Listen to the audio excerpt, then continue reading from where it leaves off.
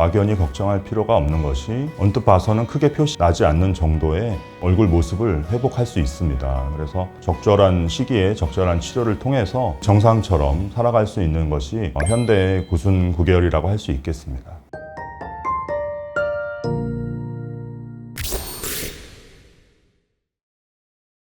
구순열 9개월 치료 방법, 수술 방법에 대해서 많이들 궁금해 하실 것 같은데 성형외과 의사로서 많이 이제 연구하고 있는 분야입니다. 구순열인 경우는 이제 밖에서 보이는 입술을 수술하는 거기 때문에 가능하면 이제 티가 나지 않게, 그리고 갈라진 쪽과 아닌 쪽에 대칭이 맞도록 하고 흉터가 최소화할 수 있는 것이 이제 치료의 주안점이고, 지금 현재의 주 치료 방법은 반대편 인중과 마찬가지로 이렇게 직선으로 흉터를 남기면서 자연스러운 봉합이 될 수 있도록 하는 것이 최근 트렌드라고 할 수 있겠고요. 이제 9개월인 경우에는 단순히 입천장을 봉합하는 것만 중요한 것이 아니라 그 입천장에 있는 근육들의 기능을 잘 복원을 해줘야지 음식물을 삼켜낸다든지 발음을 할 때 말을 만들어내는 그런 기능적인 면이 중요합니다. 그래서 구순열과 9개월의 그런 최신 치료 방법에 대해서 항상 저희가 연구하고 또 개선해 나가도록 하고 있습니다. 적절한 시기에 적절하게 치료가 안 되면 여러 또 문제가 생길 수 있습니다. 그래서 수술 시에 이제 고려하게 되는 것이 이제 수술의 시기와 수술의 범위를 생각하게 되는데요. 너무 일찍 수술을 하게 되면 아무래도 아이들의 얼굴 부분에 성장에 영향을 미칠 수 있고, 1차 수술에서 너무 수술 범위를 넓게 하면 당장에는 이게 대칭이 잘 맞고 좋아 보이지만 또 수술한 범위가 넓을수록 또 성장에 영향을 미치게 됩니다. 그래서 적절한 시기와 수술의 범위를 적절하게 해서 성장에는 안 좋은 영향이 적으면서도 얼굴에 대칭이 잘 맞고 기능적인 그런 역할을 다 할 수 있도록 적절한 시기와 범위를 정하는 것이 중요하다고 생각됩니다. 예를 들어서 구순열인 경우 코의 비대칭도 오게 되는데 3개월, 4개월 수술할 때 너무 이제 대칭을 맞추려고 과하게 코에 있는 연골을 노출시켜서 수술하게 되면 성장이 또 영향을 받을 수 있습니다. 그런 면에서 최소한의 노출을 박리를 해서 코에 대칭을 맞추는 그런 적절한 수술 기법, 수술 범위를 정하는 것이 중요하다고 할 수 있겠습니다.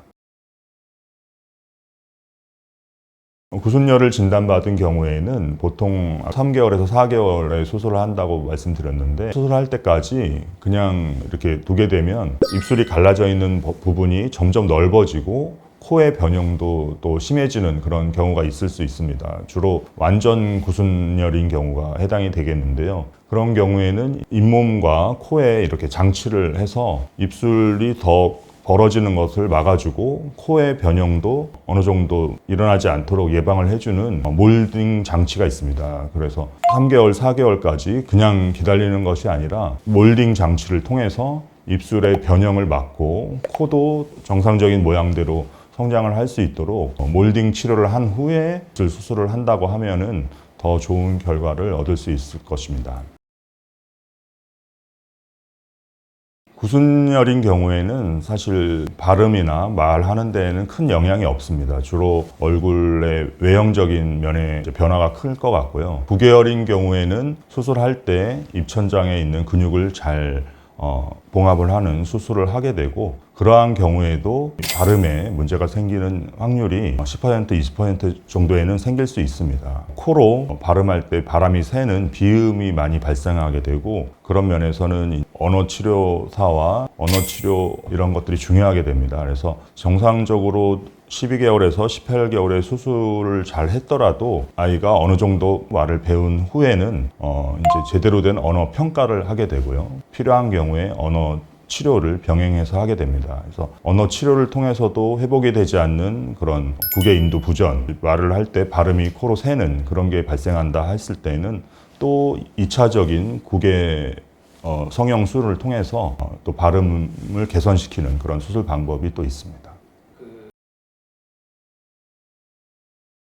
구순열 수술은 3개월, 4개월 일찍 수술하게 됩니다. 그래서 수술 후에 주로 이제 수유를 하게 되는데, 입술을 뭐 과도하게 움직이면 안 되기 때문에 처음에는 이제 세게 이 젖병을 빤다든지 그런 거는 좀 주의해야 될 것 같고, 수술하고 한 일주일 동안 이제 회복하는 과정에서는 조금씩 숟가락으로 떠 먹인다든지 이렇게 차근차근 시기를 올려가는 거에 중요할 것 같습니다. 물론 뭐 일주일 정도 지나고 나면 정상적으로 다 수유를 할 수 있을 걸로 생각이 되고요. 9개월 수술은 이제 입천장을 수술하기 때문에 수술 전에도 사실은 일반 젖병을 쓰거나 했을 때는 다 이제 코로 우유가 새 나올 수 있기 때문에 특수 젖병을 사용해서 목구멍 뒤로 이제 넘겨주는 그런 특수한 방법으로 시기를 하게 되고, 수술 후에는 이제 입천장을 봉합해 놓은 거에 압력이 가해지면 안 됩니다. 그래서 조심스럽게 숟가락으로 떠먹이게 되고, 물론 어느 정도 다 아물고 나면은 이제 정상적인 시기를 할 수 있습니다. 9순9개월 수술을 앞두고 이제 부모님들이 힘드시겠지만 아이들이 적절한 그 개월수에 맞게 성장할 수 있도록 충분히 영양 공급을 해주시고, 또 이런 소아 환자들인 경우에 수술을 이제 못하게 되는 가장 큰 요인이 감기 걸리고 열나서 수술이 취소되고 그런 경우가 많아요. 그래서 수술이 언제로 정해져 있으면 특별히 그런 감기에 걸리지 않도록 조심해서 계획한 때에 수술을 받게 해주시는 게 중요할 것 같습니다. 9개월도 마찬가지로 12개월, 18개월 사이인데 적어도 한 10kg 정도 아이들이 이제 성장을 해서 커야지 제대로 된 수술을 할 수가 있습니다. 그래서 9순9개월이라고 저성장, 뭐 저체중 이렇게 되는 것이 아니라 그 연령대 개월수에 맞게 아이들을 잘 양육하고 성장할 수 있도록 도와주는 것이 가장 중요할 것 같습니다. 9개월인 경우에는 이제 기능적으로 연결이 되어 있기 때문에 이 귀에 중이염이 또 잘 발생하게 됩니다. 그래서 입천장 수술할 때 이비인후과에서 이제 같이 중이염 수술을 하게 되는 경우가 흔하게 있고요. 또 성장하면서 치아의 배열이라든지 아니면 아까 치조혈 있을 때 뼈 이식을 한다든지 연구치가 나는 방향을 맞춰야 되고 하기 때문에 치과의 이제 교정과 선생님들과도 아주 긴밀하게 협조를 해서 전체적인 그 구강 내의 구조를 대칭적으로 만들어가려는 노력이 필요하게 됩니다. 강남 세브란스 이런 9순9개월 치료팀의 장점이라고 하면, 우리 병원이 성형외과가 있으면 바로 위층에 치과가 있고 또 한층 아래에 이비인후과가 있고 소아과, 산부인과 환자들이 편하게 가서 협진을 볼 수 있고, 강남 세브란스는 어느 병원보다도 이런 협진이 잘 될 수 있는 그런 역량을 가진 병원이라고 할 수 있겠습니다. 9순9개월의 치료와 수술은 어떻게 보면 되게 긴 여정이죠.